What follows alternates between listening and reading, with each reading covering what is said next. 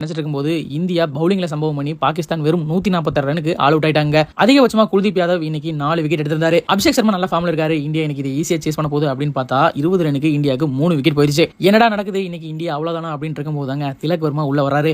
சஞ்சு சாம்சனும் திலக் வர்மாவும் ஒரு நிதானமான ஆட்டத்தை வெளிப்படுத்துறாங்க. அதுலயும் குறிப்பிட்டு சொல்ல போனா திலக் வர்மா இன்னைக்கு வேற லெவல்ல ஒரு பர்ஃபார்மன்ஸுங்க. அவர் இல்லைன்னா இந்தியா என்ன இருக்கும் அப்படிங்கிறது கண்டிப்பா கேள்விக்குறி தான். ஏசியா கப்பை இந்தியாவுக்கு இன்னைக்கு ஜெயிச்சு கொடுத்தே அப்படிங்கிற முனைப்போட விளையாண்ட திலக் வர்மா அழகா கடைசி வரை நின்று மேட்சை ஜெயிக்க வச்சிட்டாருங்க. இந்தியா இன்னைக்கு பாகிஸ்தானை வீழ்த்தி ஆசிய கோப்பையை வின் பண்றாங்க. இதுக்கு மிக முக்கியமான காரணம் திலக் வர்மா அப்படின்னு கூட சொல்லலாங்க. அதனால் man of the match Tilak வர்மாக்கும் மேன் ஆஃப் தி சீரிஸ் நம்ம குல்தீப் யாதவுக்கும் கிடைச்சிருக்கு. மக்களை அப்படியே இந்தியாவுக்கு ஒரு வாழ்த்து சொல்லலாமே. நீ கொடுத்ததை உனக்கே திருப்பி கொடுத்தா நீ தாங்க மாட்டா அப்படிங்கிற மாதிரி இந்தியா இன்னைக்கு சரியான பதிலடி கொடுத்திருக்கு. இந்த ஓவரால் சீசன்லயே ரிங்கு சிங் பிடிச்சது ஒரே பால் தான். ஆனா அதுவும் ரொம்ப ரொம்ப ஸ்பெஷலான பால். ஒரு சில மொமெண்ட்ஸ் ரீக்ரியேட் ஆகுது. தங்களை வச்சு செஞ்சா பாகிஸ்தானை இந்திய அணியும் இப்ப வச்சு செஞ்சுட்டு இருக்காங்க.